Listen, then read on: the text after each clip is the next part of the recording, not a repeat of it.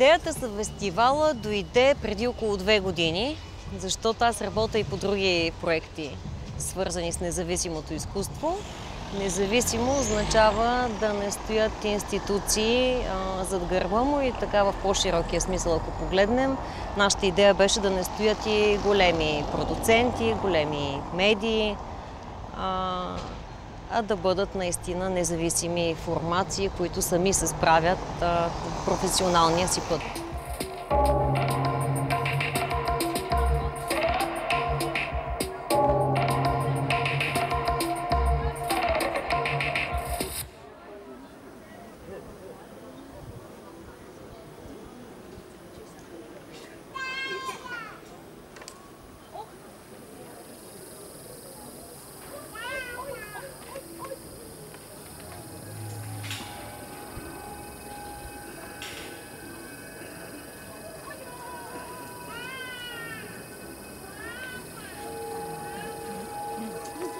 Идеята е ние да дадем шанс на някои хора, които не могат да се покажат пред 5000 човека, да го направят. Участниците са много, те са групирани в няколко жанра. Да започнем с музика, естествено най-универсалния. Много бендове, доста известни. Не е супер масово, но известни. Мога да изброя Джереми, Салтуик, Funky Miracle, Acid Folk 5, Мира Кацарова и така нататък.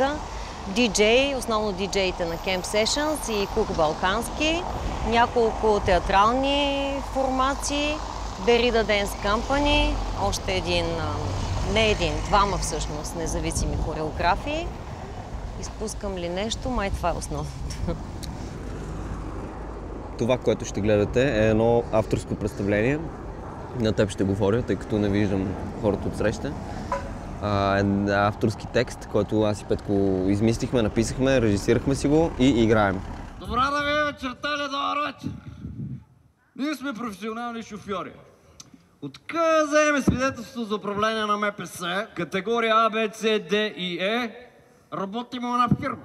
Ние сме женени за 2 сестри. Си речеш баджанаци сме. Дефекта ни е един и същ тъщата, но за нея няма смисъл да се говори, защото няма смисъл. Единственото, за което сме благодарни на жените ни, е, че са ни събрали заедно с колегата. Годината е 1997. Тъкмо ни назначи на работа при Марин. Ама Марин имаше само един единствен кусур. Брат му, Краси. Това Краси беше пълна противоположност на брат си Марин. Винаги одеше един такъв изсунат, некъпан. Един дето го гледаш и викаш, то е като, че някой го изсрал на този съвет. 7 години се познаваме с Ованес, още от академията. И винаги сме си говорили, че искаме да играем заедно и ни се случи в спектакъла Хамлет на Явор Гърдев, но пък там нямаме сцени заедно. В смисъл, и си казахме, ние трябва да седнем и да напишем един спектакъл, в който да сме само двамата. И така си имахме един архетип на образа на маршруткаджията, ако мога така да се изразя. И някакси Овата го подаде, аз го хванах и така от импровизация на импровизация се получи колега. Но в никакъв случай не е несериозно. Бяхме доста сериозни, но в никакъв случай болно амбициозно. По-скоро се забавлявахме през цялото време.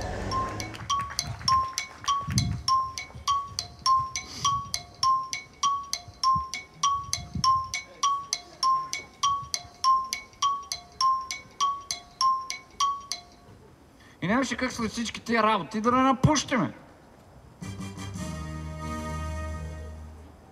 Обидно бе! Обидно бе, че така се отнесоха към старите кучета на фирмата. Как се вика, ние сме едни от основоположниците на тази фирма? Марин да беше жив. Он... Сега това, бе! Ще дойда да натроша тия лапаток. Зависи само от нас дали сме в кондиция да го издържим. Да. Защото това е представлението, в което има най-много... И аз и той, споделяли сме си го, имаме най-много текст. Това е горе-долу се пада на около час нон-стоп говорене на всеки един от нас. Освестих се, погледнах я в очичките, които беха като океани. Целунах я по стенцата, които ме решиха на бамбони, момо.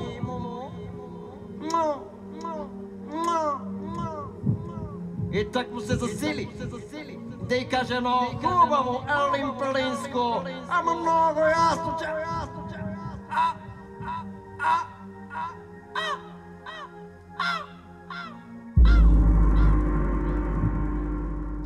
Добре ли си? По-добре ли си?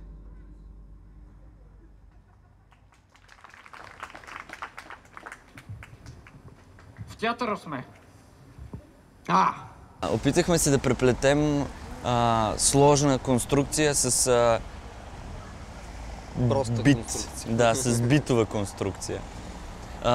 Искам да кажа, параболата на представлението започва, така да се каже, в високия театър, а самото действие върви в ниския театър, в бита. Ние бяхме длъжни да дадем шанс на този театър. Бяхме длъжни и дадохме шанс на театър. Дадахме шанс на театър. Отваряме плана работа и да видиш ти шока големия, я тогава ще да припадна, да ме изнасят и да ме опенат едновременно. Що я влазвам у кафето, капанчето, си купа нещо и първото нещо да я виждаме она детия за клас нощи. Жива! Жива, май ми, она се хили и с другите се пощипват и си прикат смешки. Това артистите са някакви двуличници. Това са някакви газоблисти от всекъде, мани ги тия. Седат, а то главният злодей, он па най-щастлив. Мори, един И такъв. всички най-му се радват. Ненормална работа, ненормална. Я един го гледам, у коридорите седи и сам си говори. Значи гледахме го, сам мериме го, там нямаше блутут, нямаше сам си говори. Лот! Актьорите имат пари, но те просто изглеждат така, защото постоянно са на репетиции и не ядат. И те си държат парите в банките. Те си държат парите в банките и се правят, че нямат пари. Например, Всъщност те са много богати хора, актьорите. Това даже мога да кажа, че са най-богатите хора в България. в България актьорите са най-богати. Еталон за богат човек. Не говорим за пари. Актьорите са по-богати от художниците. А клошарите? Аз говоря за парите, ти за кое говориш? Аз говоря за духовното. Духовното. Духовното имаше пари, духа идва с парите.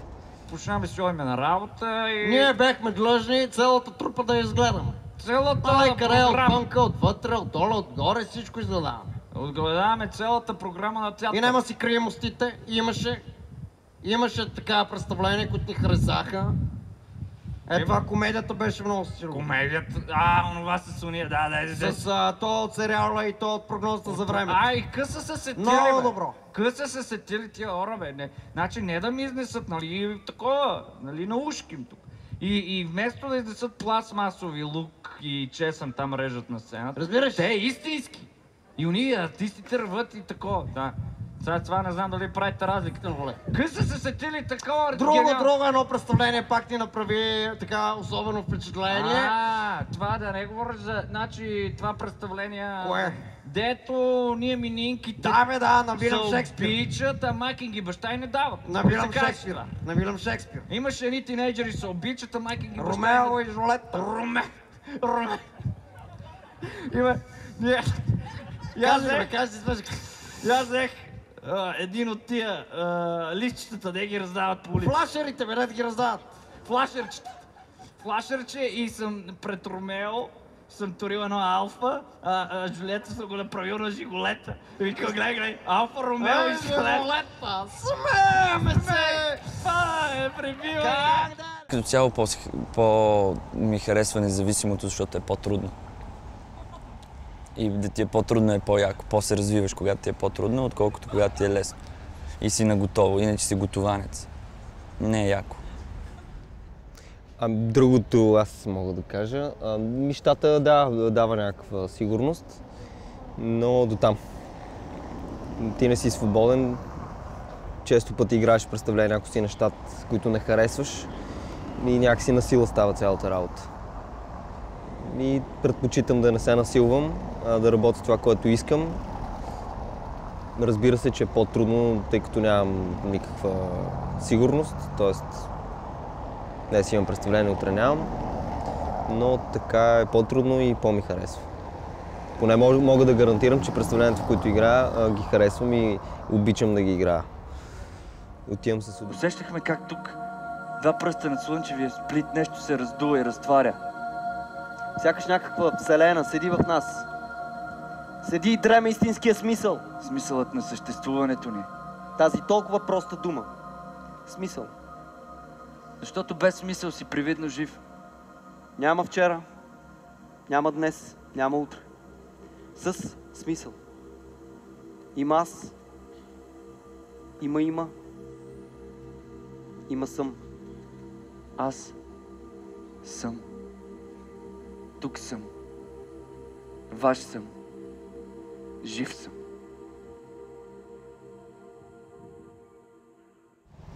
Много по-трудно е да бъдат независими, но е много по-приятно. Ако аз трябваше да избирам, също бих била независима в театъра. А защо е по-трудно за теб? По-трудно е, защото ако си на 26 години, много трудно ще ти дадат главна роля моментално, докато когато то си е твое, има кой да ти даде този шанс да си го изиграеш, можеш моментално да си изиграеш главната роля. А да си играеш главна роля не е само цел, тя те учи на много неща. Тя те прави наистина актьор.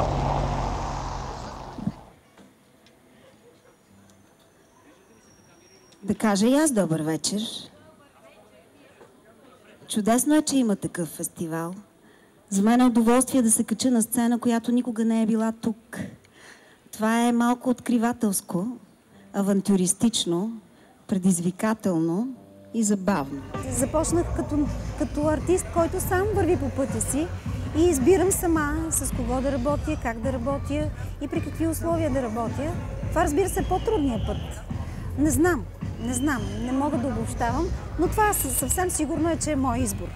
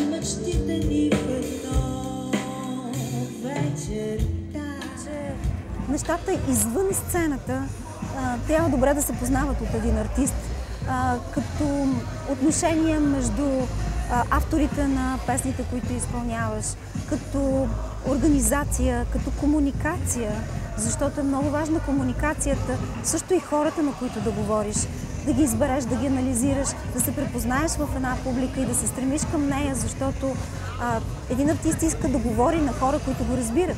Аз предпочитам сама да дефинирам нещата, които искам да направя, да кажа, да преобразя чрез музика. Защото наистина това е една цяла философия. И аз, без да звучи претенциозно, аз се грижа за това.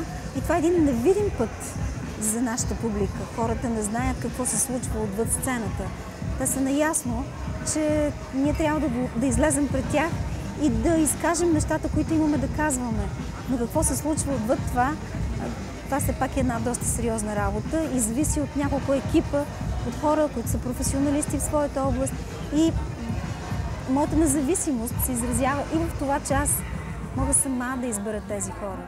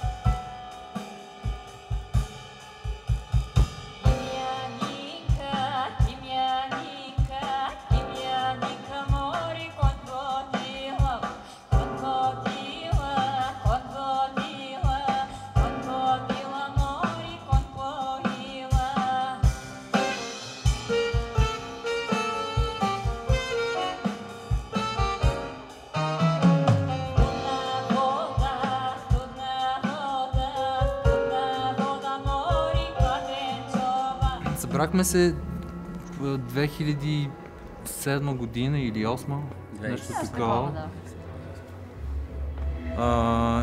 И първо започнахме с Екатерина да правим някакви записи и експерименти домашни. И лека по лека почнахме да си търсиме колеги, с които да го правиме. Разбира се, с брат ми си бачкаме много отдавна в този жанр. И малко по-късно се запознахме с Жоро, с Георги Петров на едно. Ние всъщност първо мислихме, че ще направим нещо, което ще е само студийно. Тоест го мислихме за нещо, което ще бъде само в студио записано и съответно нямахме никаква идея да правим концерти. Обаче всъщност това цялото нещо прерасна в желание да се изявиме и на сцена. Да. В семейството ми е традиция конкретно фолклора, тъй като моята майка е певица, баба ми беше певица и там да не изоборявам вече всичките тия работи. Но въобще е такава семейна традиция, която на по-късен етап всъщност при мен така започна да работи. Да. Всъщност една част от парчетата са точно от това семейно наследство на Екатерина, песни, които е научила през майка си и баба си.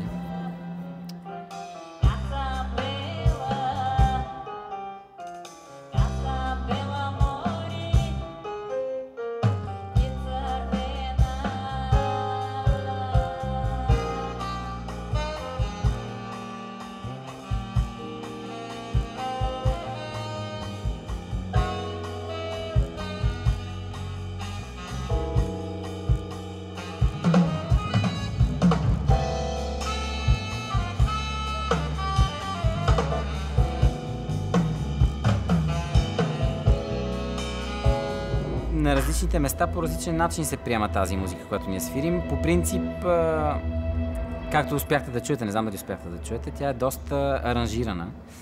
И ухото, което трябва да чуе тази музика, трябва да е доста обиграно, честно казвам. Поне според мен. В смисъл, не е музика, която всеки би седнал да си слуша, пиейки си чайчето, примерно, или хапвайки кекса, да кажем, или нещо такова. Ангажираща е най-малкото. Но е ангажираща, да. Изисква внимание, така да се каже. Приковава вниманието, защото има доста енергия в музиката и понякога може да е прекалено много за понасяне. Аз мисля, че има две страни на това да си независим артист. Първата страна е свързана с това, че когато ти правиш собствена музика, искаш ти да определяш начина, по който да я правиш и как тя да звучи и как да бъде представена. Докато ако някой ни продуцира, той ще ни постави в рамки някакви, които може на нас да ни харесат. Това е първата страна. И другата страна, според мен, на това да си независим е, че можеш също така и сам да управляваш местата, на които да свириш. Къде, как, кога. И да не си постоянно под напрежение, че трябва да търчиш на 100 посоки, защото задължително трябва да свириш на срещата с младите животновъди, примерно, или не знам си къде, нали? Да, ако разбирате какво искам да кажа на 9 септември. В този момент никой не ни е поканил да бъдем зависими. Има го и това. Да. Така че сме си независими не само по наше желание, и последствие на обстоятелствата.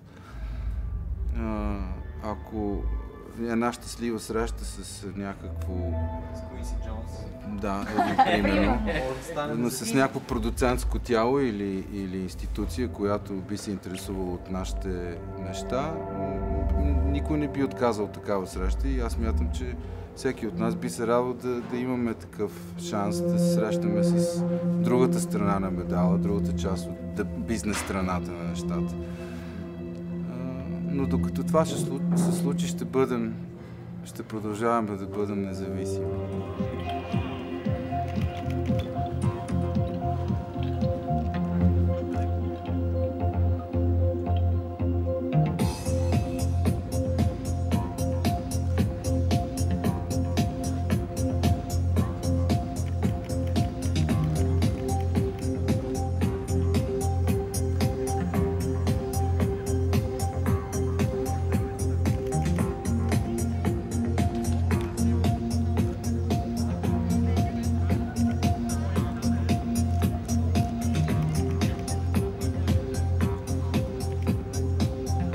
По принцип за нас не е опасно, макар че сме имали някакви дребни изгаряния.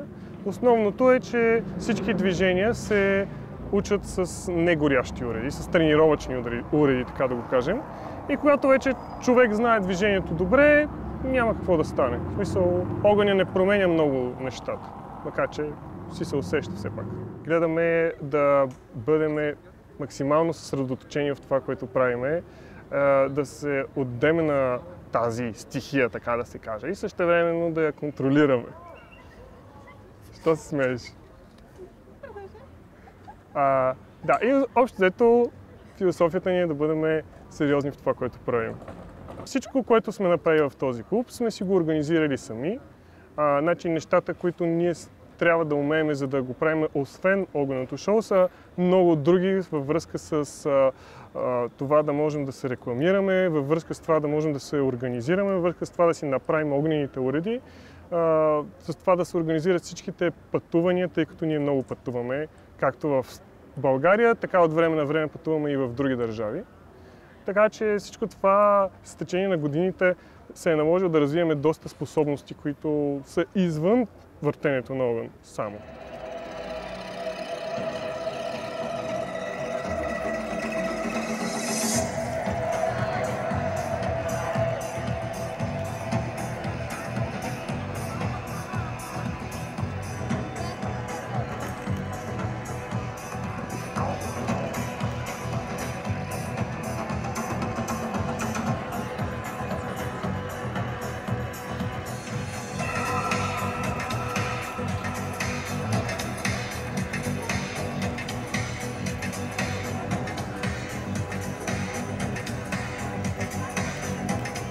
Страх от огъня. От други неща може да ме е страх, но точно от огъня не е. То е по-скоро спокойствие, отколкото страх. Някакси огъня не ме плаши, просто допълваме по-скоро. Огъня е нещо, което ни обединява. Огъня от древни времена е пречиствателно, също е начин за пречистване, защото и в фолклора, българския фолклор, са използвали огъня като вид пречистване. И за мене, за моята философия, това е начин, по който мога да почувствам един от четирите елемента. И това е огъня. Както всички хубави неща в живота ми, съвсем случайно открих огъня. И всъщност дори първо не открих огъня. За първи път, като видях хора, които въртат огън, дори не ме впечатлиха толкова много, колкото две момичета, които въртяха тренировъчен пой в градинката. И много ме спечелиха с това, че правиха някакви уникални движения и се движих по някакъв супер интересен и различен начин. Да, по-независимо от нас, здраве му кажете!